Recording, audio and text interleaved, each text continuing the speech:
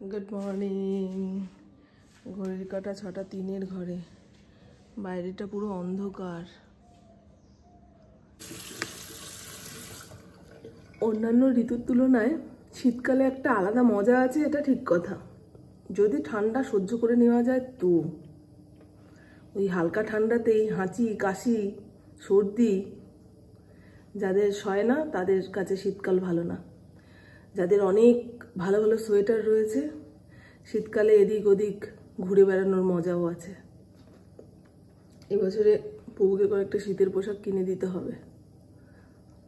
আর বছরেরগুলো একেবারে নষ্ট হয়ে গেছে, রোয়া উঠে গেছে। দুটো পার্টির টাইমে দেখবেন গুছিয়ে গাছিয়ে কাজ করা যায় না।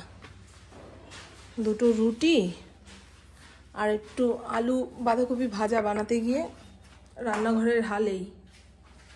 ইন্দ্র আসছে 10 বার সিলিন্ডার অফ করতে, মাথা গরম হয়ে যাবে। পাশের বাড়ির লোক শুনবে যে এত ভোর ভোর এদের ঘরে কি শুরু হলো আবার। এই হলো স্প্রাউট দিয়ে স্যালাড, বাঁধাকপি আলু ভাজা, একদম অল্প তেল মশলা দিয়ে করেছি। আর দুটো রুটি করে জলে ধুয়ে দিলাম। সামনের স্কুলে প্রার্থনা হচ্ছে, আমার ঘরেও প্রার্থনা হচ্ছে।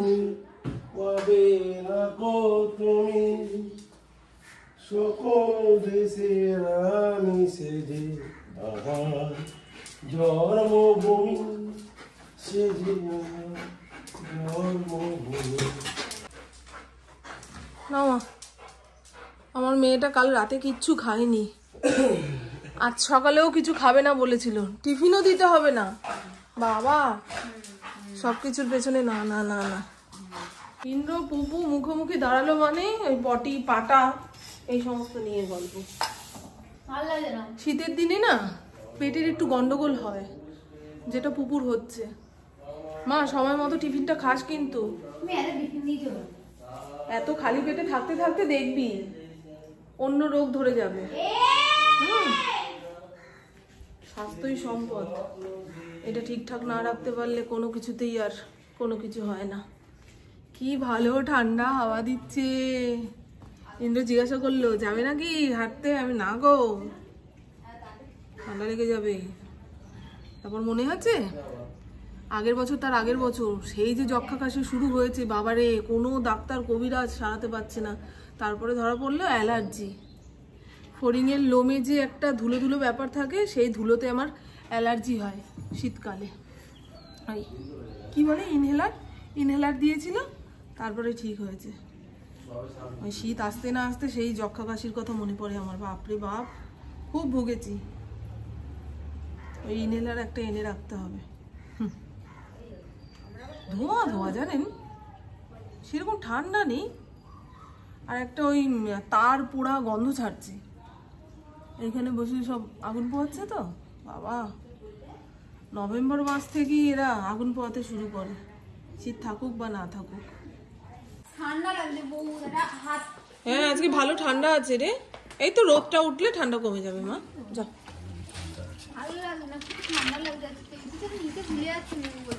কি নিতে বলছিস আবার? টিফিন সব নিয়েছিস তো? পুকুর অনেকগুলো বেরিয়েছে, সোফার উপরে এইভাবে রাখলে হয় না। এটা হচ্ছে পুকুর শীতের পোশাকের জায়গা। ভাঁজ করে রাখুক, এলোমেলো করে রাখুক, চোখের আড়ালে থাকলে অত মাথা গন্ডগোল হয় না আমার। বলেই দিয়েছে আমি বারবার গোছাতে পারবো না, আমার জিনিস আমার মতো করে রেখে দাও, তোমাকে গোছাতেও হবে না, চিৎকারও করবে না। আমার এইরকম এলোমেলো অবস্থাতে দেখলে না মাথা খারাপ হয়ে যায়। এখানে সব পুকুর, ঘরে পড়ার শীতের পোশাক এই যে দিয়ে রাখলাম, হয়ে গেল। আর এই হালকা গেঞ্জির শীতের পোশাকটা, এটার হাতা কেটে ছোট করে নিতে হবে, নাহলে ঘরের কাজকর্ম করতে গিয়ে হাতাটা যখন নিচে নেমে আসে বিরক্ত হই। ঘরের কাজ মানেই তো অর্ধেক জলের কাজ। শীতকালে জলের কাজ করতে গিয়ে যদি সোয়েটারের হাতা ভিজে যায় না, তার থেকে মর্মান্তিক ঘটনা আর কিচ্ছু নেই, তাই না বন্ধু? এই চাদরটা এখানে পেতে দিই, যতক্ষণ না সোফাটা পরিষ্কার করতে পারছি ততক্ষণ ঘর দোর পরিষ্কার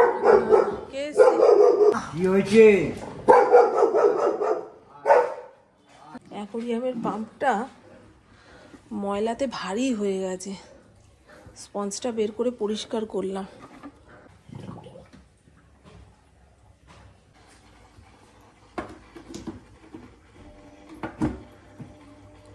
সেদিন টিভির এক সাক্ষাৎকারে শুনছিলাম হিন্দি অভিনেতা দিলীপ কুমারের ঘরের চতুর্দিকে বড় বড় অ্যাকোরিয়াম, মাছ, এই সমস্ত দিয়ে ভর্তি। তা দিলীপ কুমারের স্ত্রী সায়রা বানুকে জিজ্ঞাসা করার পরে উনি উত্তর দিয়েছিলেন যে দিলীপ কুমার একটা টাইমে এত দুঃখের সিনেমা করেছে, সেই সমস্ত দুঃখের সিন মনে করে উনি হঠাৎ হঠাৎ কেঁদে উঠতেন। তা মনোবিজ্ঞানীরা সাজেস্ট করেছেন যে ওনাকে জলের সামনে রাখতে, মানে অ্যাকোরিয়ামের সামনে রাখতে, মাছের চলাফেরা দেখানোর কথা।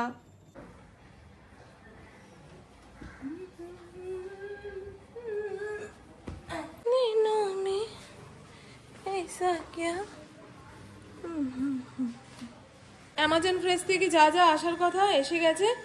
এই মিস্টার মাসেল দিয়ে রান্নাঘরের তেল কাজটা জিনিস খুব ভালো পরিষ্কার হয়, এটা রিভিউ খুব ভালো দেখেছি, তাই আমিও একটা আনালাম। এই চায়ের প্যাকেট আমাদের আশেপাশের কোনো দোকানে পাওয়া যায়নি, মানে এলাচ ফেলাচ সব কিছুর গন্ধ বেরোবে একসঙ্গে। একটা চায়ের প্যাকেট, অগ্নি চা, এটা দিয়ে দুধ চায়ের কালার খুব ভালো আসে। আর টোস্ট বিস্কুট পুকুর খুব প্রিয়। এই জিনিসটাও আনিয়েছি জানেন, ওই গ্যাস ওভেনের মধ্যে ছোট হাঁড়ি পাতিল বসানোর জন্য এরকম একটা দরকার ছিল, মেলা গেল তখন কিনতে পারতাম, আর খেয়াল ছিল না। কুমড়োর বীজ খেলে নাকি থাইরয়েড কমে। তুমি নামবেই না চেয়ার থেকে, বলে দিলাম। পায়ের ছাপ পড়লে দেখো কি করি আমি তোমায়। ঘর মোছার পরে এদিক ওদিক সেদিকের যত কাজ মনে পড়ে, ঘর মুছে শান্তি পাওয়া যায় না ভাই, এরা ঘরে থাকাকালীন। 2 লটে কাচলাম না, এখন 8খানার মতো চাদর রয়েছে। এখান থেকে 2টো চাদর আমার মাকে দেব, নতুন চাদরও মাকে দিয়েছি। আমার মা না জিনিস বড্ড আগলে রাখে, ব্যবহার করতে চায় না। লোক আসলে পাতবো, অনুষ্ঠান হলে পাতবো, এই করে করে আমার বাবা চিরকাল ওই একটা জামা একটা প্যান্টে জীবন কাটিয়ে দিয়েছে জানেন। এই দুঃখের কথা আর কি বলবো, আসলে অভাবটা খুব কাছ থেকে দেখেছে তো, সহজে জিনিস কিনতে চায় না, ব্যবহার করতে চায় না। থাক না, এখন যেটুকু আছে সেইটুকু দিয়ে চলুক, এই চালিয়ে নিতে নিতে। বাগান বিলাসের গাছটা ছাওয়াতে ছিল, ফুল আসছিল না, এখানে দিয়েছি দেখুন নতুন করে ফুল এসছে সব কটা।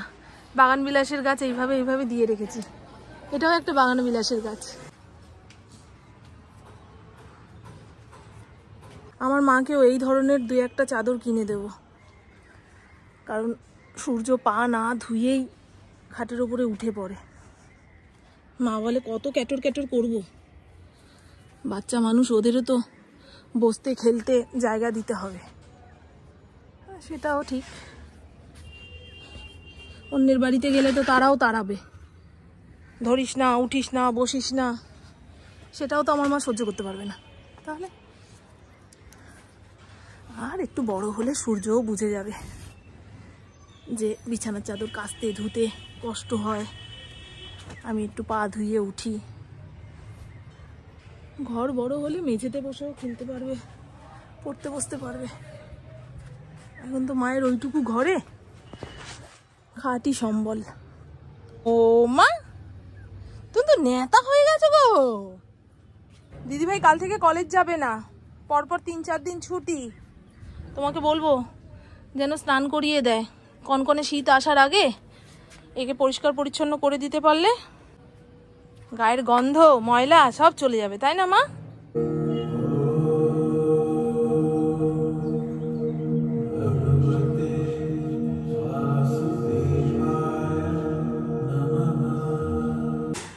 ইন্দ্র ছাতু মুড়ি খেয়ে বেরোলো, তাড়াতাড়ি চলে আসবে, এখন তো কাজে কর্মের অত চাপ নেই। আর আজকে নতুন প্যাকেটের চা পাতা দিয়ে চা বানালাম, সুন্দর একটা গন্ধ ছেড়েছে, আদা এলাচ সব মেলানো মেশানো একটা গন্ধ। দেখা যাক স্বাদে কেমন হয়। আজকে রান্না বান্নার অত চাপ নেই। গতকাল পুপু রাতে খায়নি, পেটটা ভার হয়েছিল, আমিও খেলাম না, আমারও পেটটা কেমন ভারী ভারী লাগছিল। তা যেটুকু তরকারি রয়েছে সেটা দিয়ে আমার আর ইন্দ্রর দুপুর হয়ে যাবে। রাতের দিকে কিছু রান্না করব, তবে এই খেসারির শাকটা বেছে কুটে রান্না করে ফেলতে হবে। কনকনে শীতে এই শাক বাজারে ওঠে, এখন এনে দিয়েছে, যদি অবহেলায় নষ্ট হয় না আমাকে ছাড়বে না।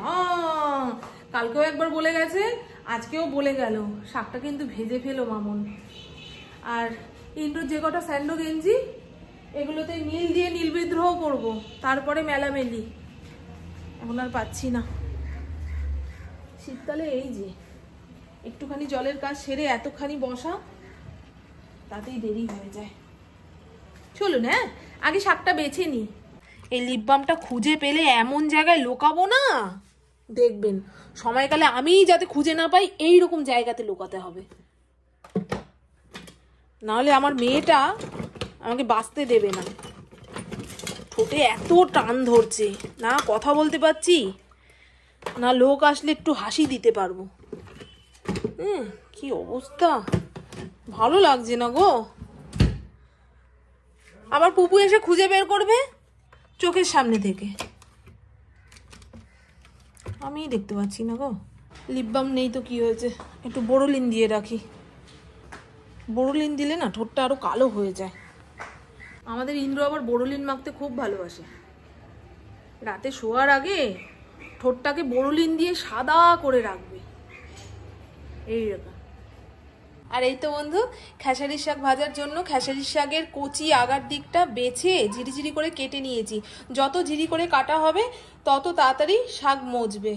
আর শাকটাকে ধুয়ে তারপরে কাটবেন, নাহলে যে এর মিষ্টি গন্ধটা সেটা জলের সঙ্গে বেরিয়ে যায়। আর অনেকগুলো লাল কাঁচা লঙ্কা ঝিরিঝিরি করে কুচিয়ে দিয়েছি। পিটুলি দেওয়ার জন্য গোবিন্দভোগ চাল অনেকক্ষণ যাবৎ ভিজিয়ে রেখেছিলাম, সেটা জল ছেঁকে নিয়েছি। আর একটুখানি আদা গ্রেট করে দিয়েছি। এটাকে মিক্সির মধ্যে ভালো করে পেস্ট করে নিতে হবে। কড়াইয়ের মধ্যে দিয়ে দিয়েছি পরিমাণ মতন তেল। আগে থেকে ধুয়ে কেটে রাখা শাকটা ঝপ করে দিয়ে দেবো, কোনো রকম ফোড়ন দেওয়ার দরকার নেই। পরিমাণ মতন লবণ আর অল্প একটুখানি চিনি, হলুদ দেওয়ার দরকার নেই। এমন কোনো কিছুই দেব না যাতে শাকের মিষ্টি গন্ধটা চলে যায়, ঠিক আছে? এবারে নাড়িয়ে চাড়িয়ে একটু ঢাকা চাপা দিয়ে রাখি। শাক থেকে যে জলটা বেরোবে তাতেই শাক সেদ্ধ হয়ে যাবে। ততক্ষণে এই পিটুলিটা পেস্ট বানিয়ে নিই। একটুখানি ঢাকা চাপা দিয়ে রাখার পরে শাকটা সেদ্ধ হয়ে গেছে। আগে থেকে যে পিটুলিটা বেটে রেখেছি সেটা দিয়ে 2-3 মিনিট নাড়াচাড়া করব। চলুন বন্ধু, সমস্ত তরকারিপাতি গরম করে ফেলেছি। ঘড়ির কাঁটা 1:30টার ঘরে, ফড়িংকেও খেতে দিয়ে দিয়েছি। এই হলো ফুলকপি আলুর তরকারি কালকের, ধনেপাতা বাটা, সবই কালকের, বারবার বলতে হবে না কালকের কালকের। আর এই হলো লতি, ইন্দ্র খাবে না বলে গেছে। আর এই হলো অমৃত, খেসারির শাক ভাজা।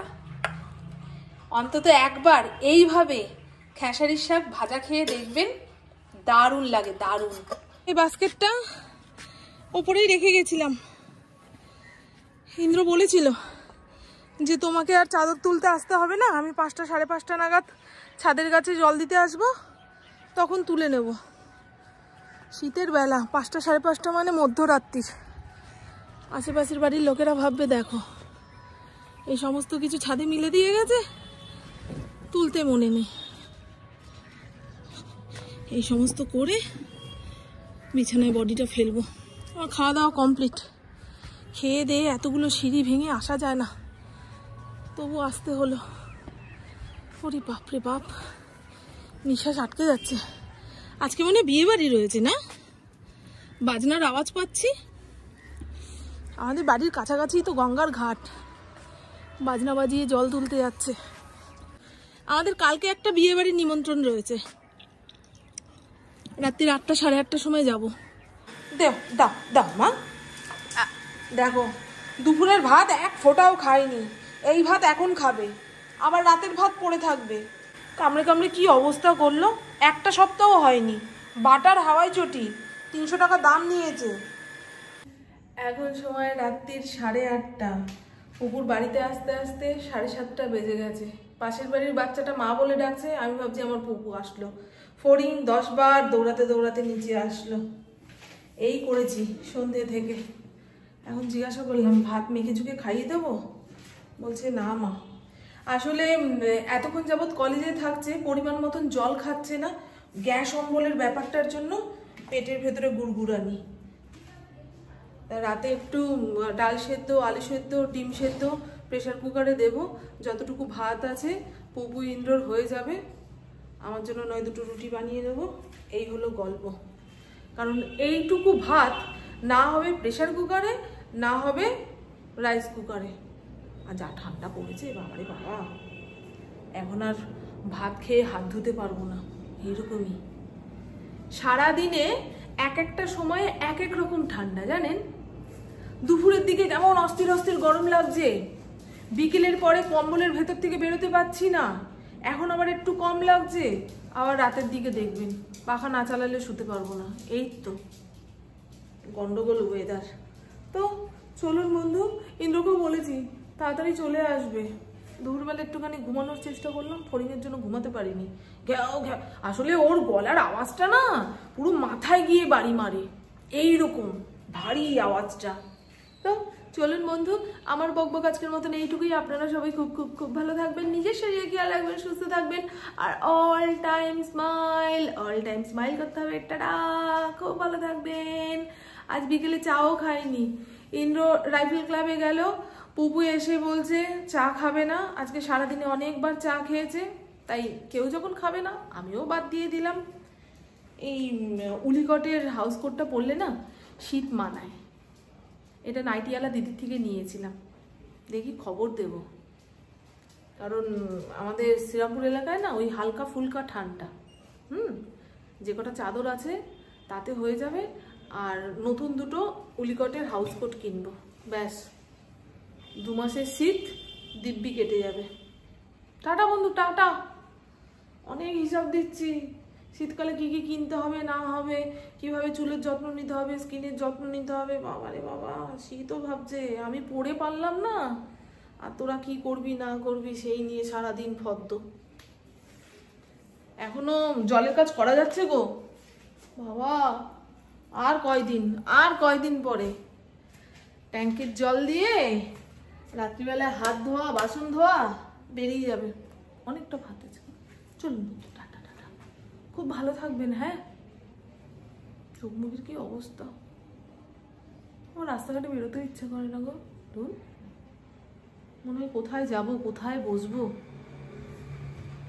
রাস্তায় বেরোলেই তো নাক মুখ দিয়ে ঠান্ডা হাওয়া ঢুকে, রক্ষা কাশি শুরু হয়ে যাবে।